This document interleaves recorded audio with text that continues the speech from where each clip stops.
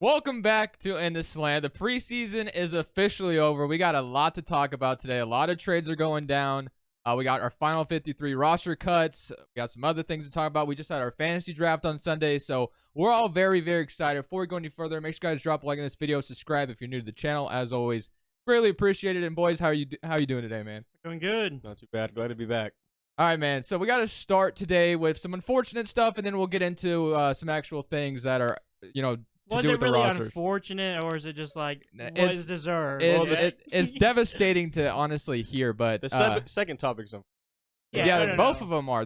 Both the first things we want to start the episode off with is the Matt Ariza situation in Buffalo. He was drafted in the 4th round, and he's been cut lately because some not so good allegations going on. Sexual allegations with a 17-year-old girl. some terrible ones. It's honestly, we're not going to go into too much detail about it because it's just like, we just wanted to mention it because it's terrible. Like, the fact that she reported it the day after it happened and he somehow still got drafted in the first place is honestly a bad look for the Bills. And I don't even like the Bills GM in general already because he was complaining about something a long time ago with Washington. But now I just don't like him even more. You know what it reminds me of? Like, there's not the situation itself, but like Mike Mayock and John Gruden didn't do any research on Damon Arnett, really. Like, they said they did, and he was like a terrible person. He still got drafted, and then you know what happened with him. He's like just trying to shoot, like threatening to shoot people and stuff like that.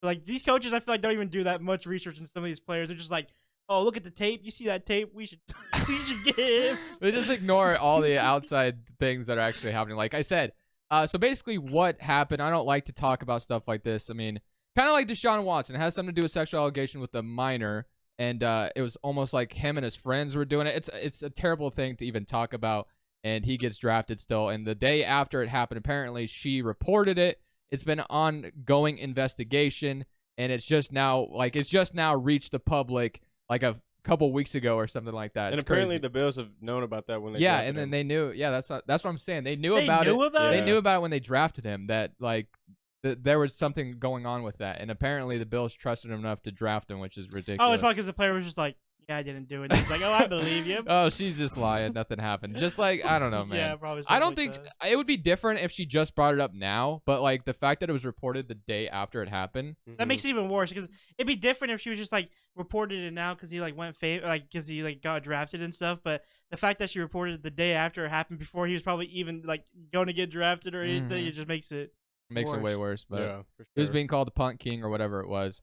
And then the other devastating news, because I don't want to spend too much time on that, is Washington Commanders rookie running back Brian Robinson gets shot, and honestly is probably the luckiest man ever because basically there's been a lot of reports today that it missed basically everything in his leg, like a major artery, major bone, and they put him on the 53-man roster, so they haven't officially ruled him out for the year, which is crazy to think that you can get shot twice in the lower area and you might be able to play this season is insane, honestly. I seen that. I guess it's meant to be, man.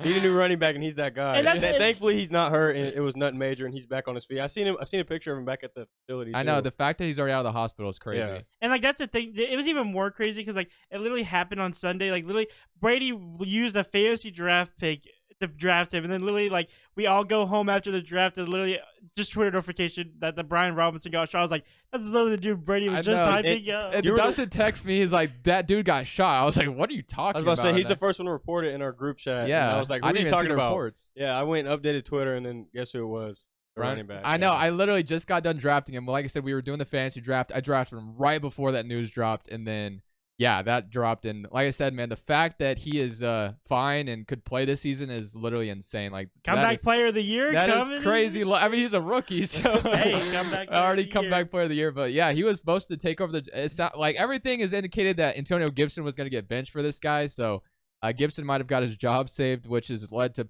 people making terrible jokes on Twitter saying Gibson hired a couple people. You to saw do what I that. texted in the fantasy or in the group chat. I said whoever drafted Antonio Gibson got lucky. 'cause- It's just unfortunate, man. That but thankfully, man, it Yeah. seems like he's okay. So Big thanks. that's awesome, So, man. man, But I'm, all right, can't so wait to see you out there, Brian Robinson. facts. I'm excited. I don't man. really know much about you, but I can't wait to. He's looked good in see the you go ball preseason, out. man. Like I said, he scored the first Commanders touchdown in preseason.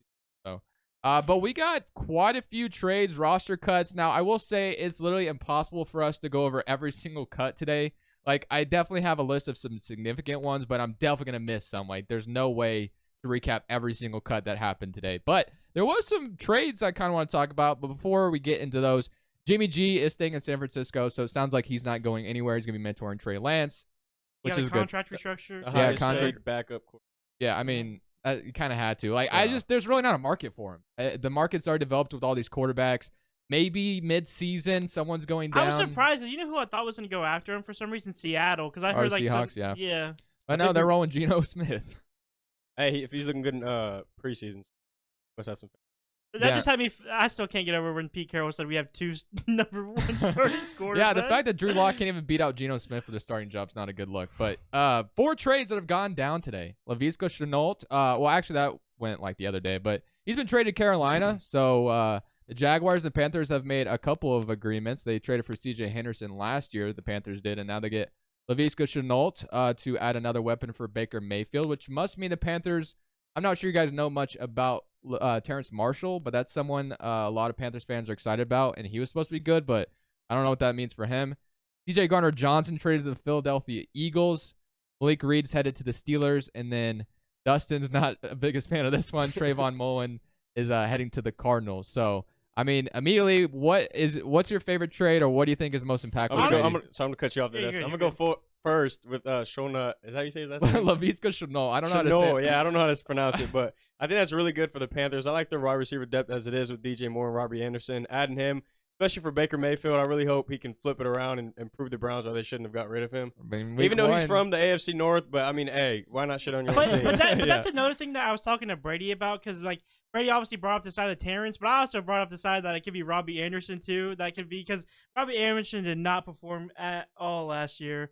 And so, like, that's another reason that they could have got Shenault. I was going to say that was going to be my favorite trade, too, but that's because everyone knew I was hyping up Shenault last year. I had him on my fantasy team for the longest time. Like, Laviska Shenault helped me win a lot of money last year in one of my prize picks bets, so I got a lot of respect for him. I love him. I think he's a good receiver. I think he'll be the number 2 on that team. Robbie Anderson. Slot. I mean, depending on what they do with Robbie Anderson. But like I said, man, I don't know what that means for Terrence Marshall, or, like you said, maybe even Robbie Anderson. But, no, go ahead. I wonder if Robbie Anderson still feels that way now about Mayfield. You guys remember what he said, right? Yeah, no, he's saying I don't want Baker. I'm sure that's all buried under. I mean, I can't even imagine saying that as a receiver when you have Sam Darnold. Imagine saying. I mean, he's probably biased because he's been playing with Sam Darnold in New York or whatever. Robbie Anderson did. That's right. Yeah, that's. NFC. Gotta see that there's nothing. There. As an NFC East fan, though, immediately, I mean, I'm not a fan of the NFC East, but my favorite team plays in it is C.J. Gardner-Johnson headed to the Eagles. That's a nice pickup for them. They cut both of the safeties they had. They trade for Gardner-Johnson. And the Eagles, honestly, this offseason have added Hassan Reddick. I wanted to make sure I had it in front of me. James Bradbury, Kazir White, drafted Jordan Davis and Nakobe Dean, who fell in the draft. Got Brandon Graham. I think they kept Fletcher Cox as well. I mean, Kazir White. They have, honestly, a nice squad in Philadelphia, not to mention they added A.J. Brown, obviously. So, I mean, the NFC East, like, I'm starting to think about it more and more. As much as I love my Washington Commanders, the Eagles definitely have gotten better, and that is tough, man. I told them before the podcast I think the Eagles are the best team in the East. I mean, I don't blame you for thinking that, honestly. I mean, if you look at the Cowboys, they're depleted at the wide receiver. I mean, Tyron Smith just got hurt, and then for Washington, I mean, not a lot of people maybe know this, but our linebacker core is freaking awful. Our cornerback depth is awful. The Eagles just look like the best team on paper. And that's just me not even being biased. Like, I can't deny that the Eagles look the best, honestly, in the NFC East right now. But the Cowboys just won, but there hasn't been a repeating NFC East winner for, like, so damn long. So it's almost in line for the Eagles to potentially take division, or maybe even my Washington Commanders, depending on how Carson Wentz comes out. But, I mean, I love that addition for the Eagles. That makes them much scarier. And as a Washington fan, it definitely makes me wonder why we're not doing anything like that, going out there and getting somebody. But the Eagles have been aggressive, and hopefully it pays off for them. But we'll see what Jalen Hurts looks like. Secondary. This Darius Slay, I mean, they have a great. The Eagles just look good in general. Let's be honest. For sure. I like this. I like the Steelers getting Malik Reed as well, adding him. Malik Reed. I don't know much. I don't know like a crazy amount about him, but I know he's led the Broncos in sacks like the last year or last 2 years. And then this one we want to save for last because I wanted to add a little bit more to this Raiders thing. Trayvon Mullen is headed to the Arizona Cardinals. I'll let Dustin, talk about that a little bit. Let us know how you feel. I was so mad. Like, it's not just because we traded Trayvon Mullen. Like, he was our second round pick in 2019, and like he's dealt with injury issues for sure. Like he's been on and off the field. He hasn't like been like he's not like a top tier corner, but like he's a solid corner and like he could have potential to be like great if he like could stop dealing with injuries because he's like pretty tall for like a cornerback. Like he's good and like he can cover really well too. But I was super mad at it because right before I saw the Raiders cut Darius Phillips, like the other corner, like the cornerback was like basically our first sign for the new system was him, and we cut him. I was like, okay, whatever, that's fine. Like we cut him, and then I'm like driving. I look at my phone, I get Twitter notifications like Trayvon Mullen trade. I'm like, what? So we just cut Darius Phillips depth. I forgot to say the official details of the trades. So Saints send defensive back Garner Johnson and a 7th to the Eagles for a 5th and a 6th. Raiders sent Trayvon Mullen to the Cardinals for a 7th. That could become a 6th. Texans also sent Ross Blacklock. I don't know much or anything about him, and a 7th to the Vikings for a 6th. Then Broncos send Malik Reed and a 7th to the Steelers for a 6th. So as you can tell, like when you're getting traded like this close to the preseason cuts, like you're not getting a lot of compensation because you could just get cut instead of not getting anything. But no, I just wanted to say that real quick. Keep going. Good. But I don't just know, like I think I know who our 3 starters are now that we traded Trayvon Mullen. I had to think about it for a second because I was like, who's taking that 3rd spot? But I think you're just gonna see Rocky Sin that we got from the Colts trading Yannick. You're gonna see Nate Hobbs obviously because Nate Hobbs was a good rookie and like that's probably one of besides Max Crosby, Mike Mayock's and John Gruden's best draft picks. And then now we're gonna have Anthony Everett from the Ravens. That's who I'm guessing is gonna be the 3rd spot or the second or 3rd depending on. Who'd you say? Is that his name, Anthony Everett or Avery? Yeah, Anthony Everett, or however you say I it. think he'll be the 3rd. I really liked him a lot. You guys got really good depth for you guys this year. I think personally the Raiders had one of the best off seasons. I mean, for sure. I mean, they're definitely besides the up there. Chargers too, but That division's gonna be crazy. Oh, yeah, now. for we sure. already know that. But I will say to the Cardinals fans, anyone that's a Cardinals fan that's watching, you guys as long as you can stay healthy, you guys have a solid cornerback that could hopefully transition into a superstar one day if he can stay healthy and keep on projecting like he was. I don't know if I know a single Arizona Cardinals fan, but I don't either. But so Raiders first round. I might be wanted to bring someone this up as well. Raiders first round picks from 2019 to 2021 because you were talking about John Gruden and Mike Mayock, but this was kind of going on today. So Clelin Ferrell, Josh Jacobs, and Jonathan Abram from 2019 have all had their 5th-year options declined. 2020, Henry Ruggs and Damon Arnett both waived following off-field incidents, and then today as well, part of the roster cuts, Alex Leatherwood waived after one. So, I mean, just the track record of the draft picks for the Raiders lately has not been the greatest. Mike Mayock and John Gruden did not do it. And Mike Mayock was like what was he before? Like I know he was like something. He was like a draft analyst. He's like a draft. How do you a ESPN draft or analyst something? for ESPN? And then you come into the Raiders organization. You literally draft Cleveland Ferrell over so many. We could have had Devin White, like just players that we needed that was like are super good. You draft Cleveland Ferrell, then you draft Jonathan Abram, which he isn't terrible, and like he has improved this year finally. And people are like, obviously, I don't think he'll get cut, but like he didn't, like he's okay. Josh Jacobs, I mean, he's just a running back, and running backs we're just gonna get rid of him. I mean, after this year, and then like I guess there's like 3, and like Alex Leatherwood, I was so mad when we drafted him. Rashawn Slater is still on the board. We literally draft Alex Leatherwood. Like they draft all these nobody, and Damon Arnett too.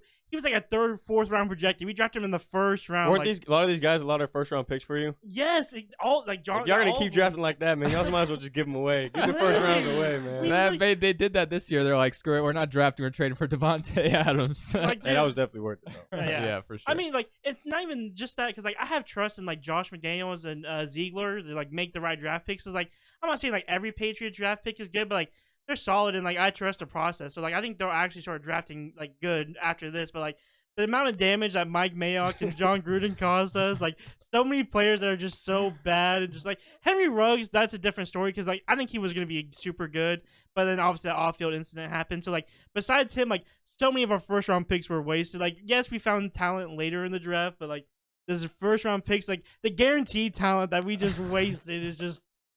Got a whole Raiders rant today, honestly. Yeah, that's the biggest thing that sucks the most is when you go back and you lose 1st round people like you guys did. You go back and you see like, man, this is who we could have had. You know what I mean? That's what hurts the most. I think. Oh yeah, for sure. That sucks to see. Honestly, I'm just glad that they're gone now. Thank you, John Gruden. I mean, I love you, John Gruden. You were a good like coach, like on field and stuff, but like You and Mike Mayock had no idea what you guys are doing. They just went in there without a head and just started drafting people. I'm not up. saying like I said, they found some diamonds in the roughs, like Max Crosby, Nate Hobbs, stuff like that. But like you missed out on so much. You guys could have been so good, so much faster. No, but there was a lot of roster cuts today, and I'm trying to find just a few to mention a little bit. So obviously, like I said, it's impossible for us to go over every single one. Every single team in the NFL is cutting everybody. I'm not going to go over every single name because we're not going to have opinions on everybody. But just some that were kind of released this morning. You got like Josh Gordon, which he's always had a hard time sticking around in the league because of drugs and stuff. OJ Howard on the Bills. You got Philip Lindsay getting cut. Duke Johnson, Lynn Bowden Jr. from the Dolphins, Danny Shelton, and Solomon Kinley. I don't know much about him, but yeah, there's been a lot of guys being Lynn Bowden cut. Jr. got cut? I didn't even know that. OJ Howard is drafted. OJ Howard's supposed to be resigned by the Bills. You think so? No, or did they say that? They announced. That's what I seen on Twitter. Yeah. Okay, that's good. But I mean, because that's just better tight end depth for them. And then Tony Jefferson, you guys cut as well. Yeah, I was sad about that. I honestly thought we were gonna keep him. People were thinking he might come back to us. Yeah, just like it's more of the waivers, right? Or I mean, I think I saw a rule today where if you're a 4-year veteran, you don't go on waivers or something like that. And then and another guy's like Logan Ryan got cut from the Bucks, like he won't go on waivers. Like I guess if you're old enough, you don't go on waivers after being cut, but I'm not totally sure how that whole process works. But the thing with Logan Ryan too, he was expected to be. Really? Yeah. I didn't. Logan Ryan and OJ Howard. Oh, okay. So I mean, if they're all just getting re-signed, that's cool, I guess. But well, because apparently they had to put Ryan Jensen on IR. Oh, okay, that makes sense. Yeah, the Buccaneers' offensive line is taking some hits. Dude, I know. I feel like honestly, especially like I'm not saying that Alex Leatherwood, like I think, like I was telling Brady, he cannot start at right tackle ever. If any team tries to pick him up as a right tackle, is that his natural position? That's what we drafted him for. But he can also, but he was good. But we switched him to right guard, and he was okay. Like not like starting material, but definitely depth. But I can see like the Bucks going out and getting Alex Leatherwood just like for depth. I mean, because I feel like a lot of teams will for depth. Yeah, exactly. And I mean, obviously they don't have to pay him like we did because I mean we cut him and we lost like I think it was like $8 or $9 million just for cutting him today. So. Well, week 1 is coming, and we got some revenge games week 1, which I'm very, very excited about. Joe Flacco maybe going up against the Ravens with Zach Wilson being out, assuming Zach Wilson doesn't play. Of course, you got Russell Wilson headed to Seattle, and then you got Baker Mayfield versus the Cleveland Browns, which that game is going to be a lot of fun. But it sucks Watson ain't going to be playing in that game, obviously, but I mean, it's kind of deserved that he's not playing. But Baker Mayfield said that he's gonna fuck up the Browns. I put he's gonna fuck up the Panthers, but yeah, he's gonna fuck up the Browns. So he's gonna get revenge on his former team. I mean, they treated him dirty, so I can understand Baker Mayfield's going in with extra motivation. Right now, I actually have the Browns defense starting because apparently, like when I was reading some reports there or reading some analysis on fantasy, they were saying that the Browns have like the best schedule in the first month. But now I see this quote, just making me not want to start the Cleveland Browns at all. What I already told you, I had Baker Mayfield as a backup because I drafted DJ Moore. I picked because I didn't pick up a quarterback till super late, and I had no option. So I just picked up Baker because I had DJ, and I'm starting him over Trey Lance week 1 because he's coming for revenge. I'm excited, man. I'm excited. He's dropping 30 at least. Baker Mayfield, please get the Browns their first L this season. I mean, I definitely think they will. I don't see why they wouldn't. I mean, honestly. Unless Brissett just goes crazy, too. But Jacoby's not a bad quarterback. No, he's not bad. He's not bad at all. No, he's not terrible. And depending on, like, the difficulty of their schedule, I mean, they could still make playoffs if, like, they just run the ball heavy. Their freaking running backs carry the load. I need Chubb to do his thing all season.